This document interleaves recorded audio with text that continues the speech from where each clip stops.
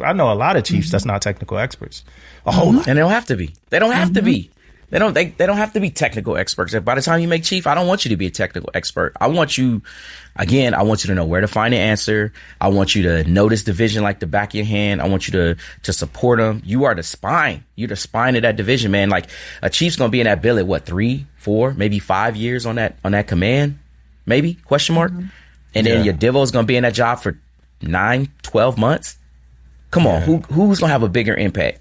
Yo, but that's the thing though. Like, in the MCPON's like letters, right? For example, the demand is for chiefs to be technical experts. Like that's what the MCPON is saying that we should be. It's technical experts, right? That's so that's an expectation for us is to be technical experts, and I know a lot of us are not. Like we just not. We don't know the shit. What? Okay, we can open the worm. I'm sorry. I'm just curious. I'm ignorant to this. What is the benefit of having a highly, and I'm not going against MCPON. Love you, MCPON, if you're watching this. I'll give you a hug later. But what is the biggest benefit of having a technical expert chief over the other problems we're trying to solve? Like if you say, hey, I need a person who's technically expert, or have a person who can build a cohesive team, right? Oh, well, they want that too. Which so both. So technical expert and build. Okay. It's like, you should have led with that. And I ain't talking about Big Pot no more, but it's like 8 different things that chiefs got to be. Like it's like, and they all weigh the same. Like build a culture, be competent. I love establish connection, right? So competency, culture, connections, right? Yeah. All that shit, right? I can't knock it. Yeah, I can't knock it. Yeah. MCPON knows a lot more than I do, but I my fear becomes. Like if you prioritize everything, then nothing's a priority. Yeah. In your statement, and having not read it yourself, what would you say is the priority? What is the MCPON's priority in that statement? Like there's a lot of things I said, but what's the priority? If you were to pick out 3 things that are at the top of that list, what would they be? He released 3 different statements. So it's 3 statements and they all are of equal, importance. I kind of want to get away from the. I'm gonna read up. I'm gonna get smart. I'm gonna get smart before I embarrass myself. He released 3. So that's the expectations of what. Now let me talk to you about my priority. Let me tell you what my priority is. My priority is connection. Right now, at this time of my career, and I'm not saying that technical expertise don't matter. I'm not saying but I'm saying if I rack and stack, connection is first. For me, right? And that's some people probably like fuck connection. Connections first, because I think that's how everything else is built off of that. And nowadays, right? Yeah. With people nowadays, everything else is built off connection. I could probably teach you better if we're connected better. Yeah. Our connections help build the culture, So I got connection at my primary. I can see that. I had a fail as a Divo. We were talking about being an avionics Divo, right? I had a fail, and I'm not trying to combat the technical expert piece, but I did have a fail, and I just want to share that for context why I have the question marks blazing over my head right now. So I had an AT. He was 2M qualified. I don't even think that system exists in the Navy anymore, but he was 2M qualified. He was fixing like a small component, and I won't even say what that component was. He was fixing a small component. And I was watching him do it, and he was doing it inappropriately, right? And I was a 2M qualified guy. So I was like, hey, one, you got to clean your piece. He was basically taking a solder. It was a dirty area. He hadn't grounded anything. And he had a soldering iron, and he was just glooping the solder onto the iron, and it was making these big bulbs. And then the big bulb would just fall onto the component. Yeah. And what happens is a pocket of air gets caught in there and makes it really brittle, and then it can break off. So the component was breaking over and over and over again. He's only 2M dude. And so one day I'm like, hey man, I got tired of just like him having the same problem. So I'm like, hey bro, if you clean that board and you ground everything and you use this stuff called flux, it's gonna make this whole process a little bit easier. Yeah. And he just popped off. He was like, you think you can do such a good job, sir? Why don't you do it? And I was like, dang, finally somebody wants me to, show them that I used to be a chief petty officer and I know how to do this thing. And I'm a technical expert is really what I was trying to show this dude. Fire control 2M ain't very different from AT 2M. Probably shouldn't have been working on equipment. And I'll wait for my nip lock. But the point is, I was like, hey, here's how you do it. I kind of was holding like a course and cleaned everything off and got the work area, grounded everything, hit the little, the component, heated up the component, not the dang solder, tapped it with the solder, nice little puff of smoke. And then it sucked in, looked like aluminum foil. It was like a textbook solder. It looked good. I felt good about myself. I was like, damn, I still got it. Stood up. Oh boy was in the corner, boiling mad. He was hot. He was basically like, I just got embarrassed by my divo who tried to show me that I can't do my job. Yeah. Right? And you know what else happened? Every time I walked in the shop after that, you think anybody else in the shop was willing to like keep working while I was in the shop? Everybody was like, oh, no, they go to Divo. He going to show me how to do my job next. You know what I'm saying? And so I then became a hindrance walking into the shop because nobody was getting anything productive. I had a dope chief who was like, hey, sir, you might want to just stay out the shop for a while until we figure this thing out. Yeah. You know, he was impressed, but the shop wasn't. I was a technical expert. I showed this dude how to do his job by the textbook, literally taught a class, and lost the entire division at that point in time. You know, so my particular, go ahead. Where do you find fault at for that? My job wasn't to be me as a divo, and I'm not, again, back to the CMC, the McPawn thing. I'm not counteracting that. My job was not to be a technical expert, and I get it. That's not what I was being billeted to. My job is to be a leader and control policy in that shop.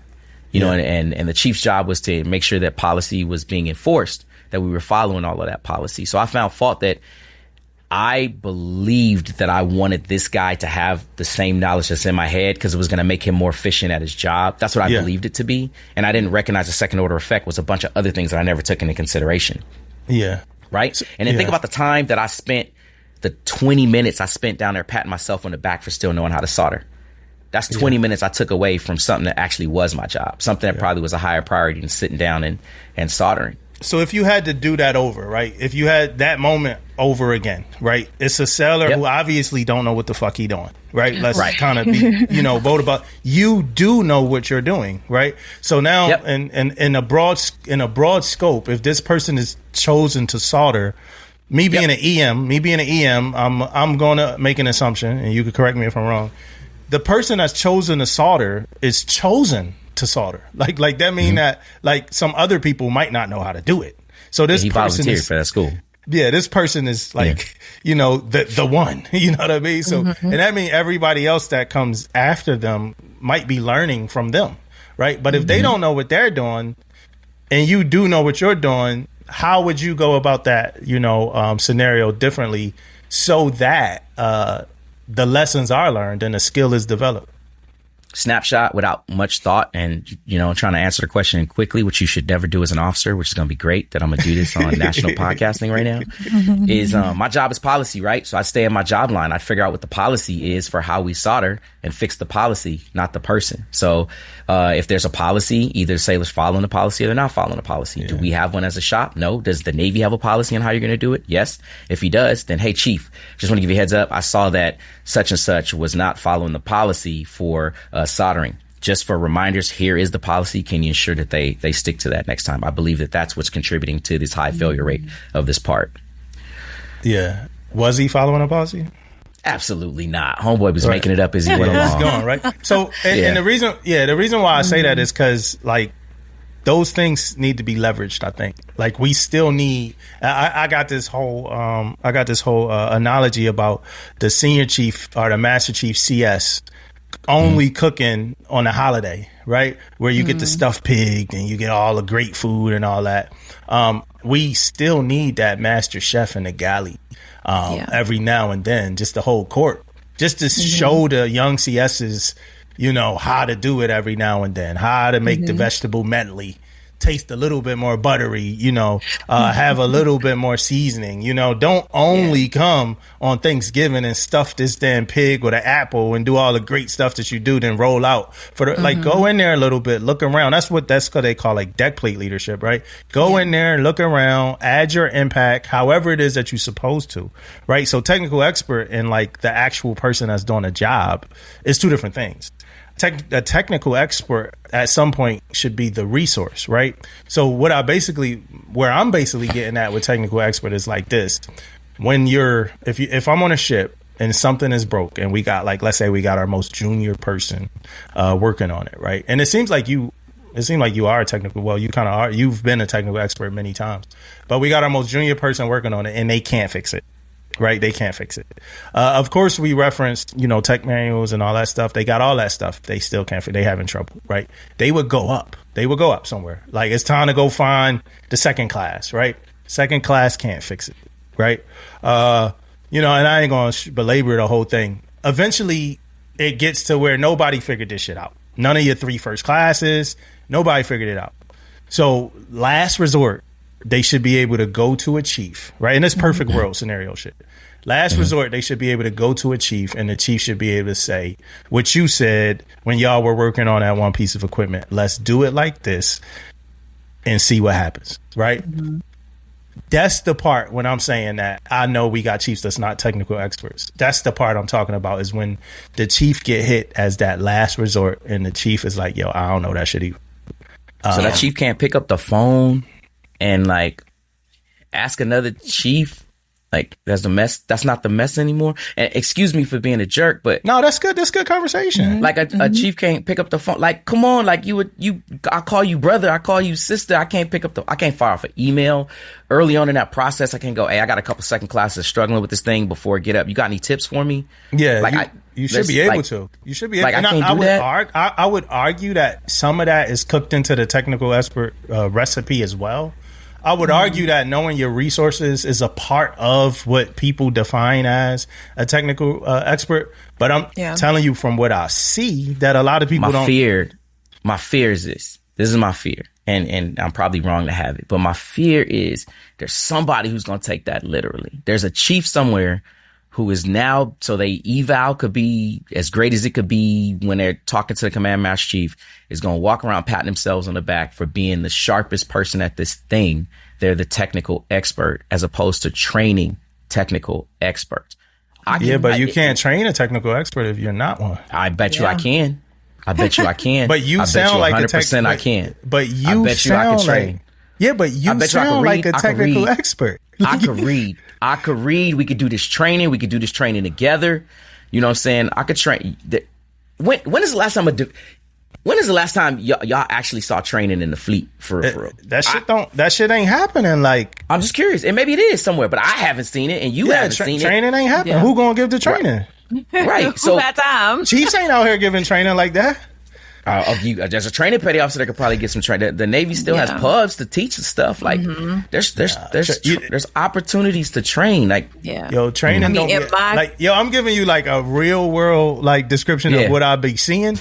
Training ain't happening like that because it's taking longer to fix shit because don't nobody know how to do it, man. So we might be calling for tech reps, and now when tech reps coming ain't even the same no more. They either straight fixing it without the people around, or they got the people passing them tools back and forth, right? So I'm on the same page as you. I don't think it's realistic that a chief is going to be, like, my personal opinion is in this day and age, I don't think it's realistic. So I stated that I don't think it's a lot of chiefs that's technical experts, and you said that you don't think they should be. I agree.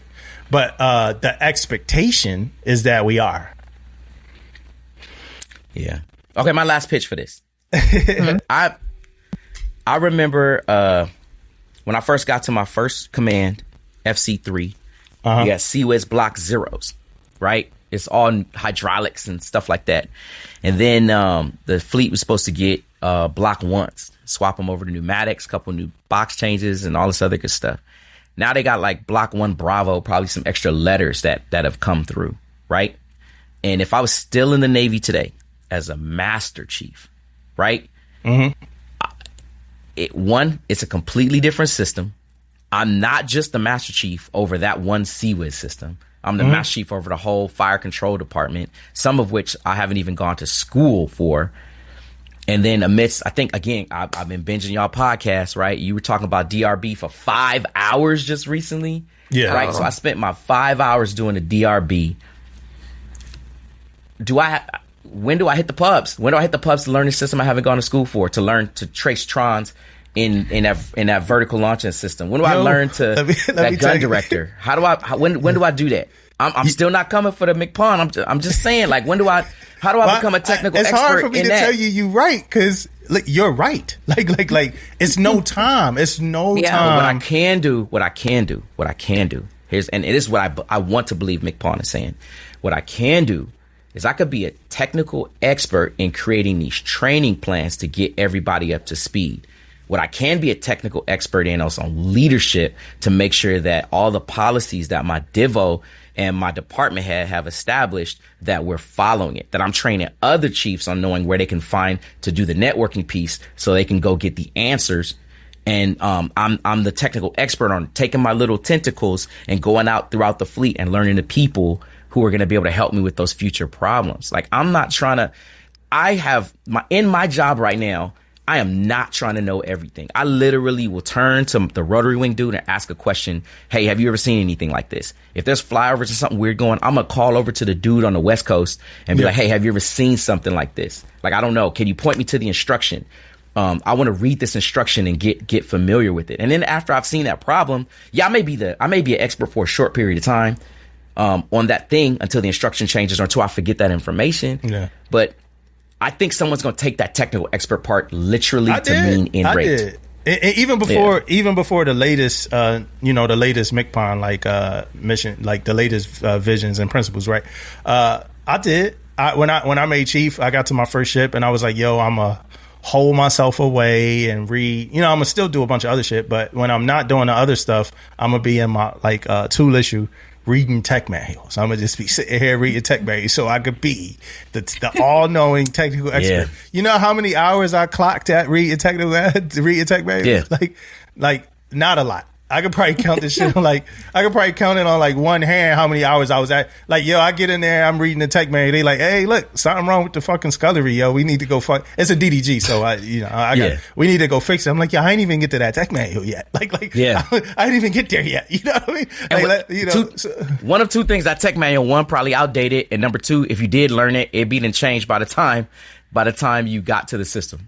So and the reality of the story is when we got there, it was like jury rig. So even if it didn't matter what tech manual we had, somebody went in there and rigged that shit up however they, so trust me, we on the same page with that, but it's an expectation out there for chiefs to be technical expert amongst every other, expectation. And that's not, trust me, that ain't a MCPON dig at all. That's the weight of that anchor, I want to say, as far as everything that's expected of us.